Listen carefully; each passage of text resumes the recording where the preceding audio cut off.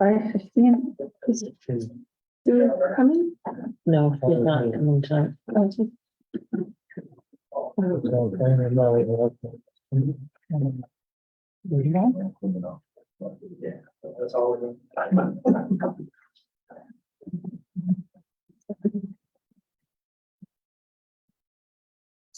I don't know anything. Yeah, I never turned that one. Sharon? What TV, I never turned that. Oh. I mean, I'm happy to do it, but I didn't know if she, I don't know. you know, if Sue asked anyone to I chair. didn't see any Didn't email. ask. Yeah, I didn't see. I'm happy to do it barring others' concerns or interests. I know, the committee. I'm good. thank you. Are you on the committee? Yes. Sorry, I'm lost. Are you? Yes. Who's gonna check finance? Who? Oh, gotcha. What was that? Oh, no, you are. I was gonna say. We're saying. Just checking on our, all right, Yeah, so, Set up. We are live, Dan. So live. so Dan, you're on it? I'm not on. You're not on finance? Me neither. Jonathan, are you on finance? And then you're, oh, you are, John, I'm sorry. All right, and we are live. Sorry for the delay. Good evening and welcome to a regularly scheduled meeting of the Finance Committee. I'm Counselor Davitt, sitting in for Counselor Hawes. Around the table for members of the Finance Committee, we have Counselor Pelletier, Counselor Leonard, and Counselor Sprague. We're also joined by Counselor Trumbull and Counselor Yakabato, and our City Finance Director, Dave Little, who will take it over. Thank you. Our first item tonight is the consent agenda. This is a vehicle for the operations division at the airport.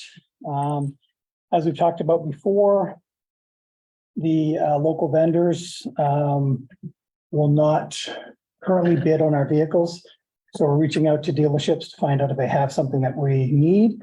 We did reach out to 4 dealerships looking for a large SUV, and Darling Chevrolet was the only one that had what we needed, which is a 2023 Chevy Tahoe vehicle, $48,129, which was well under the $75,000 we had budgeted for it. So that's good. So we're just looking for retroactive approval for this vehicle that we purchased already.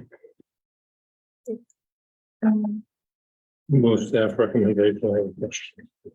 We have a second. Second, thank you. Is this the last time we see things of this level? When does it No, kick in? no, because the new level is still 20, it's 25 to come to committee. So anything over 25. 25 will come to committee. All right.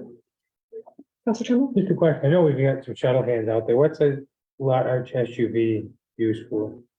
Airport? That would be great. If someone from the airport had come tonight. I don't know if the operations division uses that for. I can find out and I Yeah, will just get, curious. I will let you know. Large SUV. That's what crossed my mind actually earlier tonight, but I was thinking Evan or Amy. I know they've got, I've seen they had one in the past, but it's too, We have a motion and a second. Seeing no doubts, we approve the thing that you already did. Thank you. Bids and purchasing. So our first item tonight is relation to the City Hall renovations. Part of that will be to move our server room. We didn't think we should leave it in the building while construction was going on.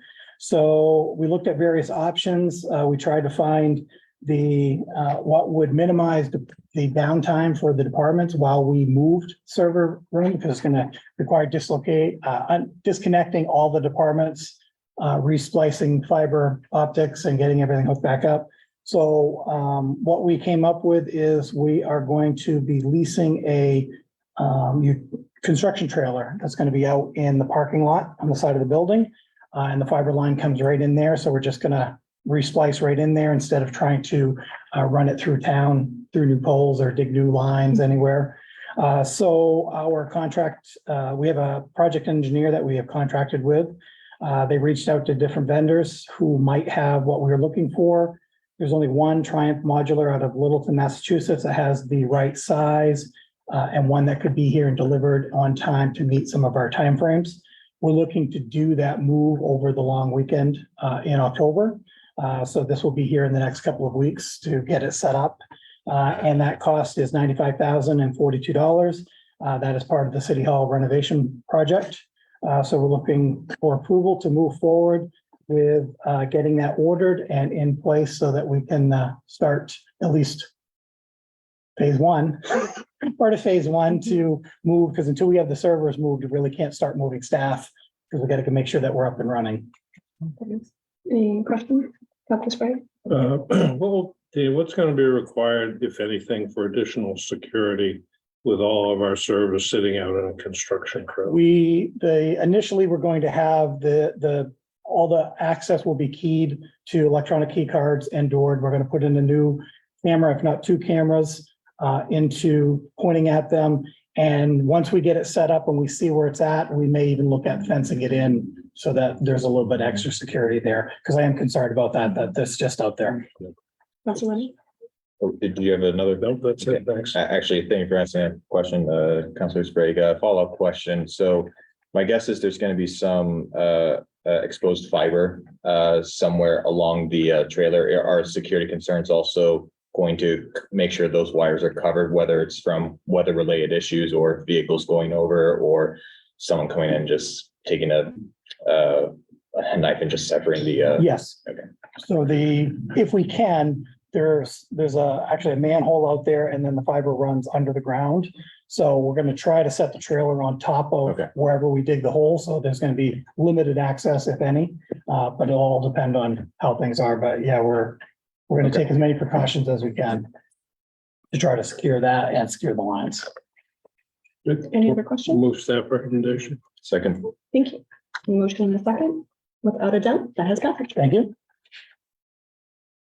The next item is also from our IT department. This is in conjunction with, it was also part of the fiscal year 24 budget, but it's in conjunction with the move as well. And this is to move forward with the purchase of 6 new data switches. Our current switches are starting to be end of life. We have like 50 or so citywide throughout all the departments. There's a 5-year plan to phase in replacing those. We want to get these ones ordered because that's part of our changeover is we're going to get some new switches in, get them all programmed and up and running so we can splice the fiber into some of the new switches while our old ones are still operating for staff. Again, reducing the downtime. We're trying to look at what could have been 4 days of being down to only being down for a few hours if possible. And again, over the long weekend, so it impacts minimal staffing. So this again is within the budget. We budgeted $50,000. We can pick up 6 switches for that. So we'd like to move forward with Consolidated Communications to purchase 6 of our Extreme data switches for $50,000. Any questions? Move staff recommendation. Second. Got a motion in a second. Without a doubt, we've got the check. Thank you. Our next item is our website redesign. So it's been a conversation for a long time, long time. So we did go out to bid for redesigning our website. We received 8 responses. They ranged from $59,324 to more than $500,000. And a group of staff reviewed all of the policies, and we sort of narrowed down who we liked without even looking at pricing. And we all settled on the low bidder, which was nice. So the recommendation is to go with Civic Plus. They have extensive work with municipalities specifically, including Maine municipalities. And they offer a good comprehensive package. We're looking at replacing the Q alert system, the mass notification system. So we're looking at all of the options to update the entire website completely. So we would like to move forward with them for $59,324. And I believe there are some questions about getting some examples. I got those. Courtney, did she send them? Okay, I didn't see that. So Thank you. Councilor Lenny? Yeah, so I took the liberty of reviewing some of those websites that were forwarded, and they're definitely better than Bangor's. I will say that. I do feel, looking at those websites, I'll put it this way. I recall a few months ago talking about utilizing chatbots or similar artificial intelligence technologies to see if we can incorporate those into the city's website to help citizens navigate through our website so they can get to services or information that they need. And as I was looking through all these different organizations that went out to bid to redo our website, the topic of chatbots or artificial intelligence didn't really come up. Was that something that was discussed at all, or was that considered? Councilor Pelletier? Actually, if you look through some of the examples that Courtney sent, the city of Portland goes through Civic Plus and they have a chat bot right on their site on their main page. So when you go in, it asks, what do you need help finding? And you type it in, it will take you to the page. So that search engine, it's No, not. it's a chat bot. It's in the lower right-hand corner of the page. It's not a search engine. Oh, it's in the lower right hand Yeah, corner. of the page. it's a chat bot. Yeah, Okay. I do believe actually most of the respondents had something along those lines that offer at least basic FAQ sort of assistance through a chat box. Okay, so I guess a follow-up question then is what sort of chatbot do they use? Do we know that? We looked more at the proposals, like in the totality in terms of what they could do across all the different platforms and obviously the price and things. I'm sorry, I didn't get the details on that specifically. That's okay. Thank you for the correction, Councilor Pelletier. That was something I overlooked, but I mean, I would like to know what specific chatbot that we are incorporating into the website overall, but it is good to know that we are going to use a company that is familiar with incorporating that. So that answers my question now. Councilor Pelletier? Also, I had raised the question about examples because I wanted to look at accessibility and looking at their demo, the sites that you shared, all of them answered my questions. So I love that. And I did also request a written, what's it called? The dedication to accessibility? accessibility statement. Yes, Yeah, and they said that they would get back to me with that. So I believe they have one. super. Yeah, well, the sites that they've built, when you go on and look at the accessibility statements just on those websites, they're following all of the Fantastic. protocols that I would expect and they're adhering to the latest standards. So thumbs up. Good to go. In that case, with no more questions, I'd take a motion. I would move to accept staff recommendation. Second. Motion in a second. Discussion. It says message. Okay, awesome. Thank you. And our last item tonight is a review of some financial statements. This is through May of this year. June, of course, is our year end, so that's going to be part of the annual audit, which will will start up next month. So this is through May. First page is the revenues through May. I tried to incorporate some of the questions and comments that came in the last time we did the presentation, which was to not only show the full budget, but in theory, if we broke the budget up over a 12-month period, where we should be budget-wise in May compared to actual. And through May, we would in theory be through 92% of our budget. There's I kind of look at a 10% plus or minus for timing issues. So on the revenue side, some of the things we did also put in a little explanation for all categories, as opposed to just the ones that were outside of that threshold. Taxes, of course, look a little bit high to projected budget because we post all the taxes once we commit. So they're all posted on the revenue side initially at the beginning of the year, and then throughout the year. Once we hit June, it'll level out and it'll be 100% expended. Licenses and permits. We are seeing an increase in business licensing this year. There's pretty much every category of business licensing other than taxi cabs has been an increase this year. There's been an offset on the other side because that is also code enforcement permits, and there's been a decline in building permits through this year compared to the prior year. But overall, it's still above where they would normally be at budget time. The other categories, most of the other categories are well within the parameters. The only other one is the other at the bottom, which is a little low, and that is because those represent transfer from fund balances, which are typically done in June as part of the audit. So that will get caught up when we finish the audit entries. So unless there's any questions, I can answer anything or try to answer any questions that you may have. as opposed to going through every category. No, that sounds great. Questions from Councilor Sprague? Just a couple questions.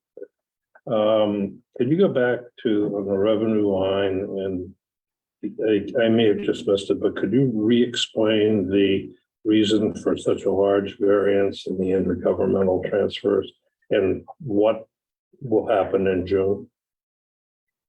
In the intergovernmental, that is the county taxes, the payment to the library. So those are, I'm sorry, I'm on the wrong side. This is money that we receive from the state and federal government. Right. And there is usually timing issues, like the homestead exemption. We get that in pieces and we don't always get the second piece before year end. So there's a shortage there. And then we'll do an appeal for that because we know that it's coming. It's also general assistance funding. So I'm just trying to get a feel for, it looks like from a revenue standpoint, we're $1.7 million ahead.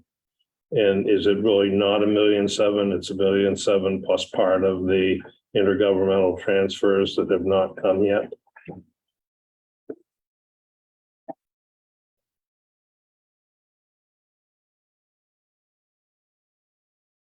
I'm not sure I can answer that for you at the moment. Because I'm just trying to, I think these, I see the city this manager. is an incremental improvement over the last time we saw this. So that's very positive. And I think we're gonna keep working on it and to enhance it. But I'm just trying to get a feel for following the money and where is the cash and how much do we have versus how much we expected? And do we anticipate that we're ahead or behind in terms of the resources that are available to us, thinking that how those resources might be applied or how much we might have to make up for them, depending on how it was. So a $2 million variance is significant. So I'm just trying to get at that. Well, I'm going to take a shot that a lot of the intergovernmental negative variance is related to the delay in the billing for public transit. So we don't bill the federal. Thank you. Yes. You're welcome. So yes, that does include the federal grant for the community connector. And that has not been calculated and billed yet. Okay. So in terms of our overall budget for fiscal year 23, if we were looking at this, there's going to be some catch up there. Mhm. So we're actually in a more positive position. Yep. In terms of cash at the end of the year than this would, or cash at the end of May, than this would really indicate. So, Well, but this isn't cash basis accounting, which is also, and I don't want to be that accountant person, but the problem is taxes is on the modified accrual basis of accounting until we convert it. okay. And the rest of it is on relatively a cash basis. And then obviously, some of these are on an accrual basis, which means we have to look to see if any of it's actually collectible at the end of the year. That's what makes this kind of a little dicey. And I guess what I tend to look at is year to year, because historically we are pretty predictable. And you can see that there was a large difference in the intergovernmental last year. That would have also been wholly related to the FTA grant. The way that we are required to bill the FTA, you have to create the grant in the federal system to basically the dollar amount you're asking, or there are reams of paperwork. So we tend to wait till the end, draw it all down at once, and that's what creates that issue. So I'd just suggest that in anything that might be, $1 million or more, that the note be expanded a little bit so that if there are variances like that in terms of what has or has not been billed or the payment, that it's more apparent what the variances. So I think what we're trying to move toward is looking at the explanation of variances, both positive and negative. And this is really helpful. But I think just the increment of Yep. additional information that we might need there goes to explaining any place there is a really substantial budget deficit. And I think we have over on the next page under general fund expenditures, this $2.6 million public service is a pretty big budget variance. And I know it's explained there due to staffing vacancies and some partial offset. But if we're gonna have, when we have talked about this before, that large variance in public service was offset by additional overtime. So here I'm looking and saying, okay, are we gonna really have $2.6 million worth of savings through June? And is that going to give us $2.6 million of additional resources which were not expended in the budget to do other things or to offset future tax increases? And so that's where, again, when we have a substantial budget, well, when I'm thinking substantial, we'll pick a level. I mean, 800,000, $1 million, but when it gets up to $2.6 million, I think we ought to say, why is that? So I'm also asking, is there any more detail on that? Part of that is the solid waste disposal. The budget has always historically been much higher than what we're actually spending. And that, I believe Aaron tried to fix in the 24 budget. So that number is skewed because of the solid waste. Which Okay, is also offset on the revenue side because it was the rebilling for the commercial tonnage. okay. So in this particular line, though, we are going to have 2.6, looking at this, assuming June was flat, but we'd have $2.6 million of less expenditure this last fiscal year in May than we had otherwise had. And so that some of that has now been carried forward into fiscal year 24 when we No. budgeted. Or No, where did it go in a fund balance or? nope. So a great majority of this variance of the 2.6 is related to the fact that the budget until fiscal year 24, it continued to suppose that the city, any commercial hauler who disposes of waste in our community would dispose so under our permit, which they do. And that in turn, we would rebuild them. So this expense is to, in essence, pay the disposal fee Right. associated with the commercial hauler. On the flip side, on revenue, the charges for services amount is likely, there's a significant amount of revenue that's sitting in there as well. So you're not going to get that revenue. So the lack of revenue that you get from your third-party haulers is going to offset the lack of expenses that you incur for your third-party haulers. It will not have a substantive difference that will fall to your bottom line. My guess is about, if I had to guess, it's probably close to $2 million of that 2.6 is related to the commercial haulers. But Or 1 the point. charges for services are only down a total of 800,000. Correct. So So, that means some other ones are likely up. okay, I think Yep. it would be good to have a little more detail explaining that level of budget variance. Mhm. Yep. And if it's offset in one category, but appears in the other, at least have a little bit more of an explanation of that.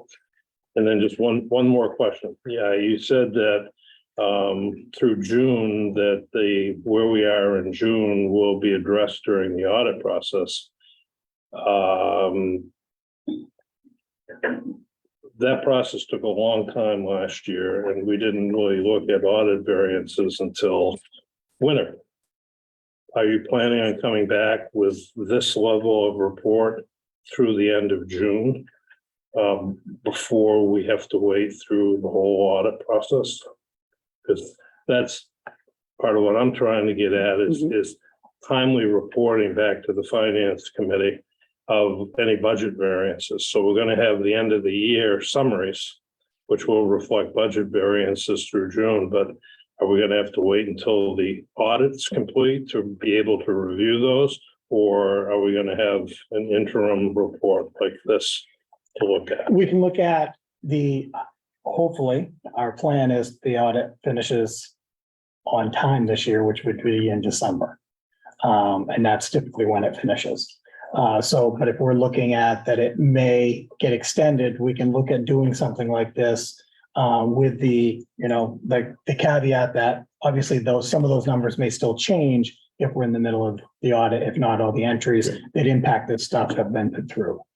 To just reflect that it seems if we're gonna have a really disciplined process for the finance committee to review variances in the budget, that we shouldn't be waiting 6 months after the end of a period to do the review, because it's not very disciplined if it's 6 months late.